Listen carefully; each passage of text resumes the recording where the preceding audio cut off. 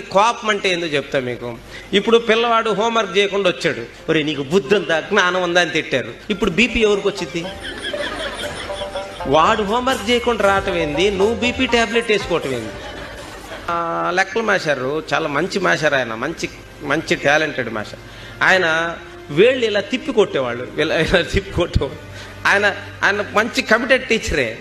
అలా కొడుతుంటే ఆ బాధకి ఎలా ఉండేదంటే, ఈ చివరోడిని కొడుతుంటే ఆ చివరోడు ఏడుస్తూ ఉండేవాడు.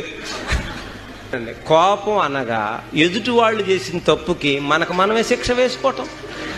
స్కూల్ అంటే వాళ్ళ ఆనందాన్ని హరించేదిలాగా ఉండకూడదు, వాళ్ళకి ఆనందాన్ని ఇచ్చేదిలాగా ఉండాలి. అందరికి ఒకేసారి రావు తెలివితేటలు.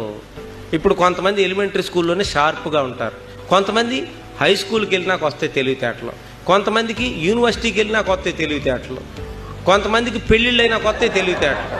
ఇప్పుడు కొంతమంది పెళ్లి కాకముందు ఈ అమ్మాయి అమాయకంగా ఎలా బతికిద్దిరా అని అనుకుంటారు. అమ్మ నీ పెళ్ళైనాక ఎన్ని తెలివితేటలు వచ్చినాయి అమ్మ అంటారు. కొంతమంది డిఎస్సి పెళ్లి కాకముందు రాస్తారు, రాదు. డిఎస్సి పెళ్ళి అయినాక రాస్తారు, డిఎస్సి వచ్చేసిద్ది వాళ్ళకి.